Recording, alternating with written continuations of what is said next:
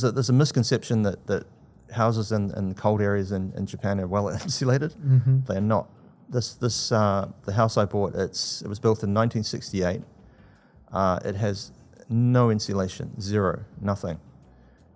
So it's as cold inside as outside. Yeah. Minus the wind, maybe. Well, yeah, I'm a bit of a nerd with things like monitoring because I'm not there for half the time. It's about half and half Tokyo and Niigata. So I have temperature gauges throughout the house. So I have one outside. I have 3 different rooms, and when I'm not there, quite often the temperature inside goes below zero. So wow.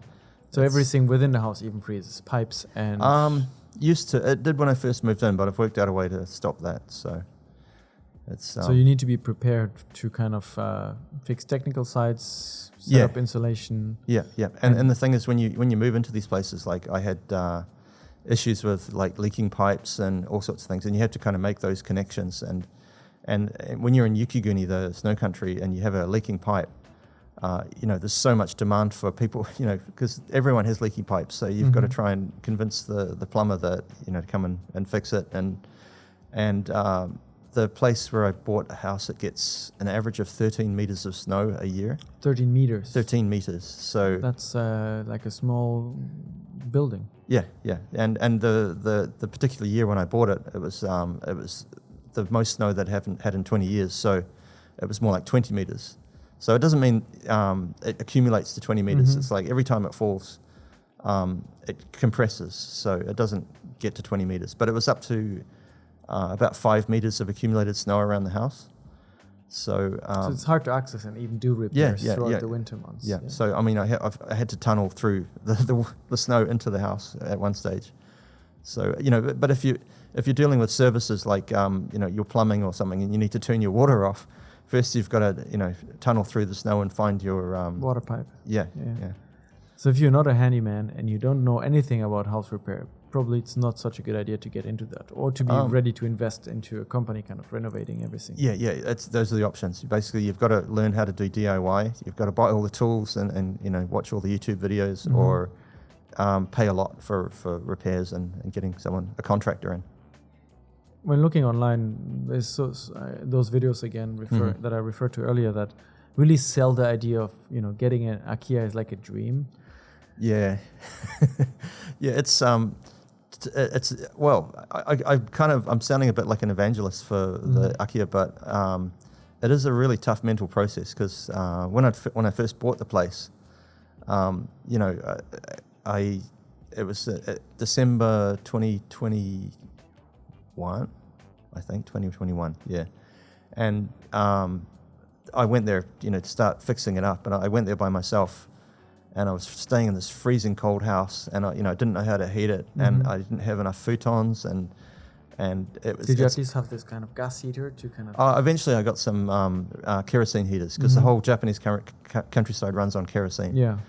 But at the time, I didn't know any of this stuff, so I just had a tiny electric heater, and I was just shivering, and I was just, what did I just do? Why did I buy this place? Yeah, I was just depressed. It's like, what have I done? I've spent this money, and it's not just the money I spent; it's the money I have to spend on it, and it's like, this is going to be a disaster. But I got through that, and I'm kind of happy I'm quite happy that I did it now. So, what advice would you then give to people that first maybe watch those videos selling you the dream of the akiya, and then the reality of actually getting through the process of acquiring one and living there or using it at least part-time? Yeah. I think a good idea is to rent, actually.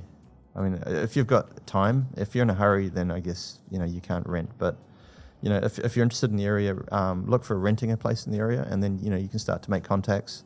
You can see if you actually like living there. You can find out the problems. You can, get all those connections with tradesmen and things like that. So even if you don't live full-time, to just rent a place, just rent because countryside rents are relatively affordable, Yeah. and you go there on weekends. Yeah. Okay. Yeah.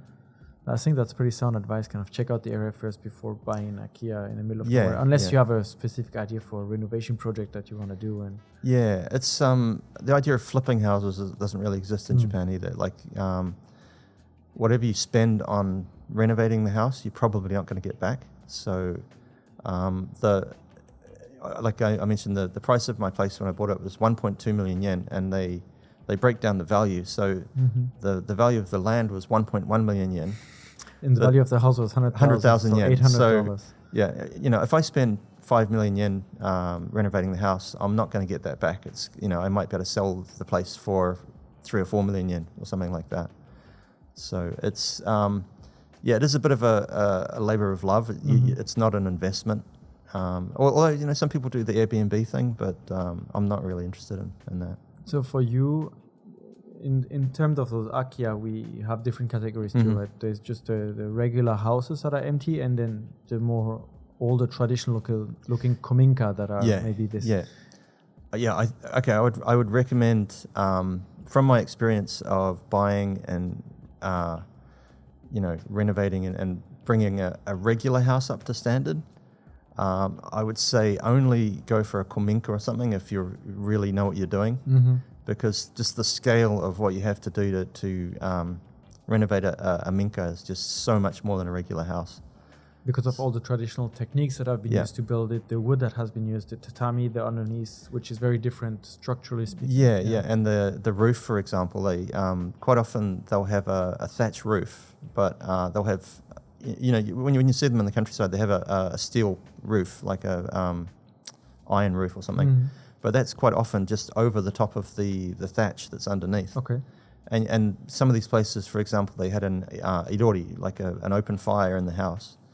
And, the ash and the soot from the fire has gone up and, it's sticking to the rafters. So quite often these places, the fire's been burning there for hundreds of years, and they've got 3 centimeters of built up ash and soot on these beams. So, oh, wow. You've got to not sure if that's good stuff. for your lungs. No, either, no, probably not.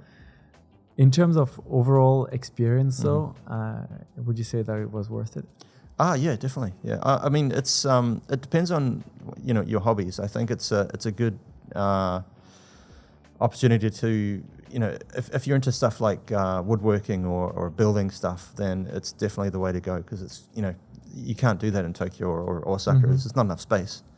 So I've built picnic tables, I've built coffee tables, I've reconstructed floors, walls, all sorts of things. So it's I guess this is a kind of maybe it's an old man problem, but you spend your life in front of a computer doing writing articles about sitting in a chair, that kind of stuff. It's good to actually get out and do manual work. I mean, it sound like some kind of yuppie, but using your hands, clearing snow, all that kind of stuff. It's like functional exercise. It's not just going to the gym or something. It's good for you. So if anyone is interested in kind of understanding better how to get an akiya and what to prepare for, do you have any recommendations to find information on this? There's a really good article on Tokyo Cheapo. Yeah. So I wrote that myself. That's a starting point, I guess. But really, I mean, there's Facebook groups as well. So there's Facebook groups about finding akiya. Foreign community helping each other. Yeah, definitely. To get akiya.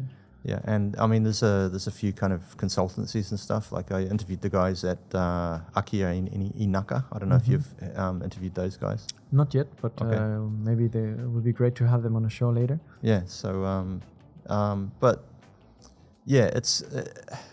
I guess maybe one advantage I had going into it is like I know how systems work in Japan.